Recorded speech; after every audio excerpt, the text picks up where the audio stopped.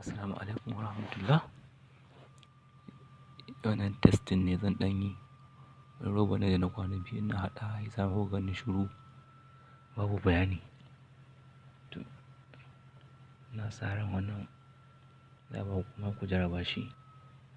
Amma ban ce ku sa kuɗin ku ba, ku jarraba shi a demo account paste kafin ku sa shi a cikin real account in ka ga kana sha'awa. Yanzu za a yi ruwan na samu gani. Bismillahirrahmanirrahim.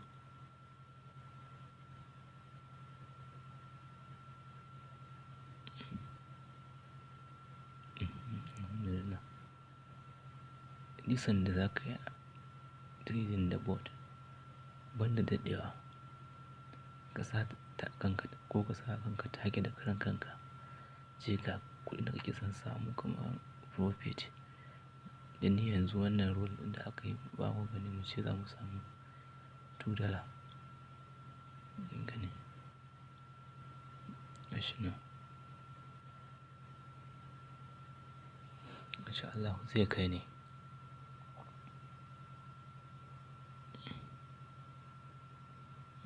Zai kai da Allah.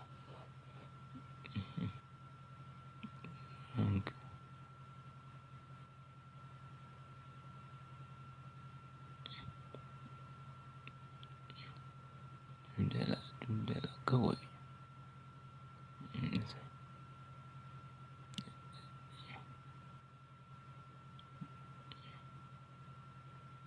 $2 kawai insha Allah.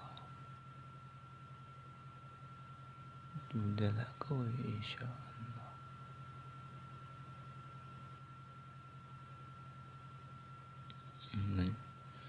Haka yayi. Alhamdulillah kun gani ku.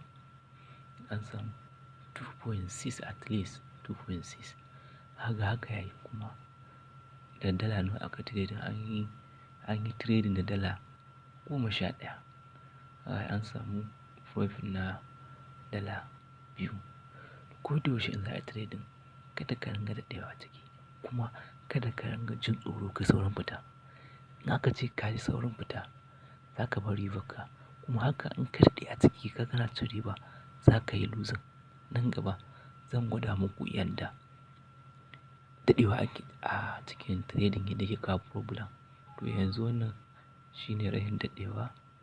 Gashi nan dai kun gani. Masha Allah. Inda za ka yi trading kaɗan lokaci ƙanƙani ake ɗauka ba a ɗauka dogon lokaci. Nan gaba bidiyon da zan turo muku insha Allah zan nuna muku illar daɗewa a cikin bot trading. Assalamu alaikum warahmatullahi wabarakatuh.